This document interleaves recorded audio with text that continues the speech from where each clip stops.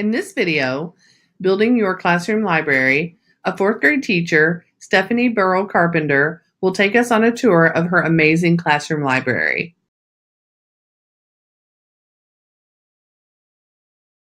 My library is mainly organized by genre and topic. I find that helps the kids pick out books that they like more easily. I do have in the extension over there, I have, I think, 4 leveled bins, or if they want to look for leveled books, they can, but I don't want them to feel limited by the levels. So I kind of work them all in here where they can go to whatever topic they're interested in, whatever genre they're interested in, whatever series they want, which series are really big for us right now, and find books that they like easily. When we talked about organizing your library, I noticed that the label is the same color as the bin. Was that intentional? Yes, and so some of my kids sometimes have a really hard time putting numbers in order, honestly, and so like 31 and 13 will get switched a lot, and so they've got the color of the bin goes on the label so they can double check something. And so I'll say, oh, was that the right number? Okay, well, is it the right color? Is it in the right color bin? It just helps them make sure it goes back in the spot. It's a lot to maintain and keep track of if they don't put it away.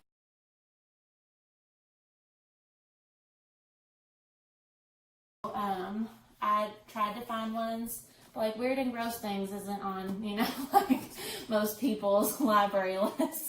So I had to end up making my own. I just bought a ton of clip art and made them on PowerPoint. I do sell them too.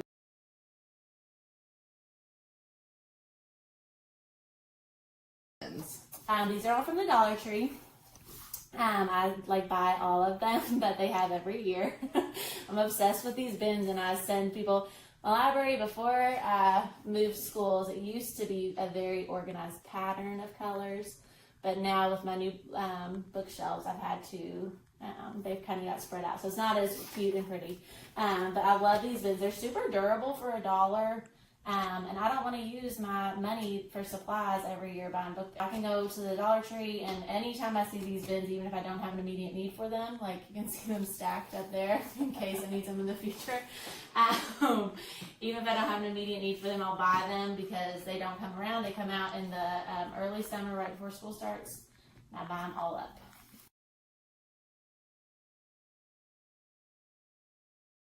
Books, and we're not chapter books in this lovers yet so much in this room, and we're still in our picture books, which I'm okay with because there's a lot of really complex text that's in a picture book, but they go here if they are having a hard time finding a book they want. I just have all my favorite books that I'll put in here, and I'll switch them out every so often, and so they can see kind of what I like to read, and then I'll tell them like Frindle, that's a book that none of them would have picked up, but I was like, that was my favorite book when I was in 4th grade, and so now I have a whole group reading Frindle together. They just kind of feel that connection with me, and so they go and find a book that they love in there. Are those books that you have read out loud to them? It's read aloud, yeah. So they're kind of familiar with the story first? Yeah, and every time I read a book aloud, I'll highlight it for a week, and then I'll say which bin it belongs in. So, like, if you loved, the Lorax, I have all of Dr. Seuss books right here. And so then they can go back and, make that connection to another book that they might like.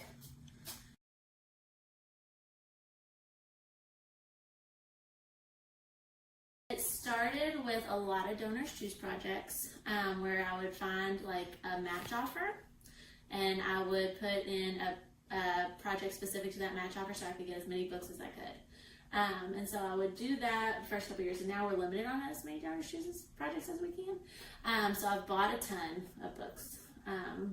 Pretty much all those books are my books and not school books. But also I started making Amazon wish lists. And people are really generous, and if I share it on Facebook, a lot of my friends and family will go in and, if they just want to buy a book for my class, they'll buy it and send it to my address, and then I can add it to the library. So I have like a running wish list where like one of my friends lives in Las Vegas, and she wants to support me, and so sometimes if she has extra money, she'll just get on my wish list and send some stuff to her class. That's great. I also did a lot of half-price books, the clearance section, got all my 25-cent books, and then we just scratch off the price tag so the kids don't think they're junky books. Really just anywhere I can find them, I buy books if I think my kids will be interested in them. Pick them up, a lot of Amazon purchases. Oh, and I just started Scholastic Book Clubs last year, I didn't even know that was a thing. And so, yeah, and so I started buying books on there, and at my old school, we couldn't use it as I couldn't give them out to my kids. I don't know if I can here, I haven't tried. But like all my Junie B's were for free, because I used up all my points. My bad guys were free. And so I've been getting a lot of series using my bonus points for free. So that's been awesome. Yeah, that's a great resource.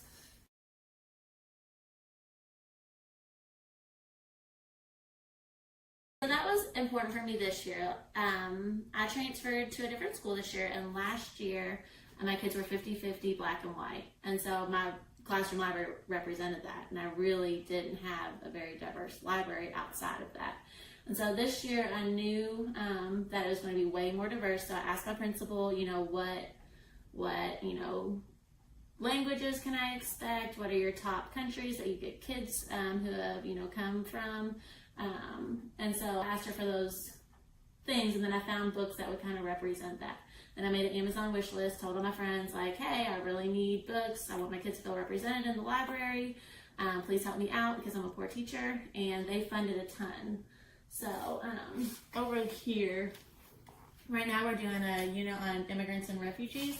So a lot of the books that were donated are over there because I tried to spotlight whatever we're studying. And then the rest of them are just worked throughout. I don't want them to feel like they just fit into one bin.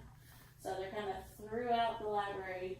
And then I just write in the cover whoever donated it, so I can remember, and the kids can remember that somebody thought enough about them to give them some books. Awesome.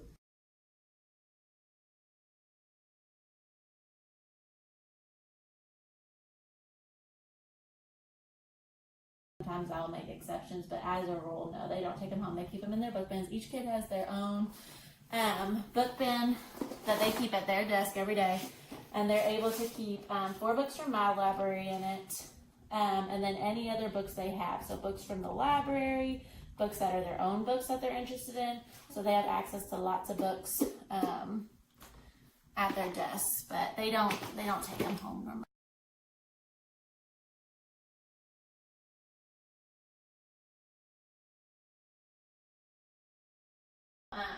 If they're a pink bin, they trade on Monday. They're allowed to have 4 of my books checked out, but they can keep as many books in their book bins as they want. So they trade out on whatever day of the week they are. Monday for pink, blue for Tuesday, green for Wednesday, and Thursday is orange bins. And then everybody else just reads independently while they're checking out. So we have like 15 minutes of that independent reading time, and then the other kids get time to check out. And I'm available. I can help conference with them, help them find good fit books. They can talk to each other while they're looking. I have a class librarian. She can give her recommendations to kids. And so they do that every day. And then on Friday, we have Flashlight Friday, so nobody checks out. So then they come in and they're ready to get their flashlights, and we have all the curtains pulled down, and they know that that's our reading time for Friday.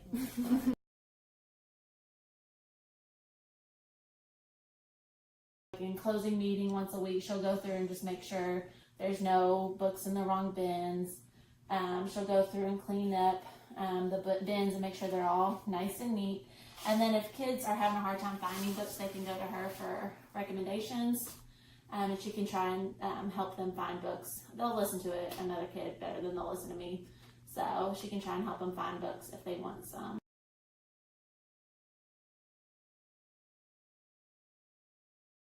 Yeah, that was a big challenge this year, and it's not one that I really expected. So at the beginning of the year, we did a book tasting where I made our classroom a fancy restaurant. We had roses and tablecloths, and I was dressed up as a chef, and I had this grand idea of what it was going to be. And I had really frustrated kids going, none of these books are good fits for me. And I'm like, oh no.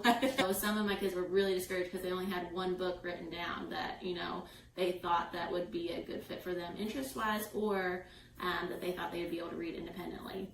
And so then once I started doing more running records, getting to know my kids better, I was like, oh wow, my library is really not a good fit for them. So I had to go on Scholastic book clubs, and I bought, a lot of kindergarten level books, first grade level books. I asked my Goal Clarity coach if she had any that she could share with me to make sure that I could work some in that they could read. I don't want them to feel I feel like in 4th grade, baby books is a real big thing. Oh, that's a baby book. That's a baby book. I'm not reading that baby book. So I made sure that some of my higher readers, I would recommend baby books to them, because if they see the kid who they think reads really well reading that book, then they want to read it too. So they didn't feel so alone in it. And I mean, reading a book below your level isn't going to kill you. Like, you can enjoy it too. And so letting them see that everybody can enjoy this level book, see that, and then just recommending books, trying to find books that fit their interests and their level, so they feel like they're not being forced to read something. Like the Bad Guy series has been a lifesaver, because it's a level like 24 around, maybe like an M, some of the books. So it's really accessible to a lot of kids, but it's fun, it's a graphic novel, and they really, really, really enjoy that book. And so like some of my higher readers are reading it, and it's really into the interest. So that one, whenever I found that book, that's been a great one, that series.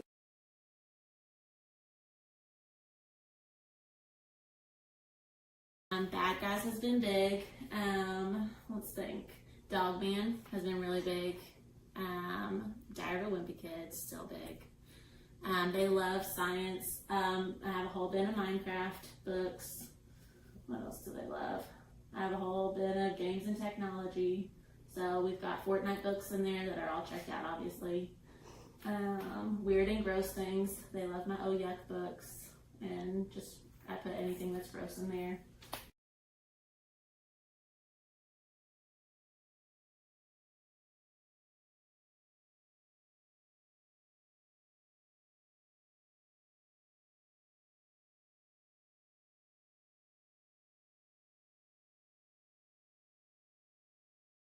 Do you ever have students who you have difficulty engaging in the text, and then what is your...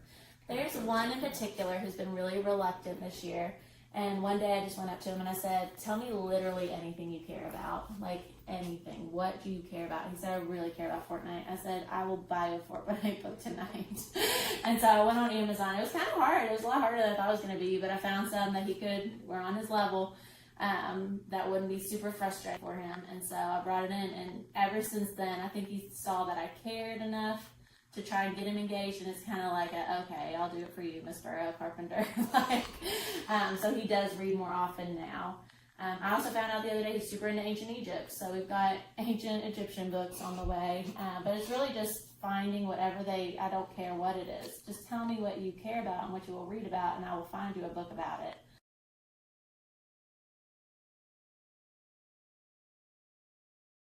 I just started buying books, and I kind of wish I hadn't, because I didn't know what grade level I was going to teach. I didn't know the needs of my kids. I didn't know the interests of my kids.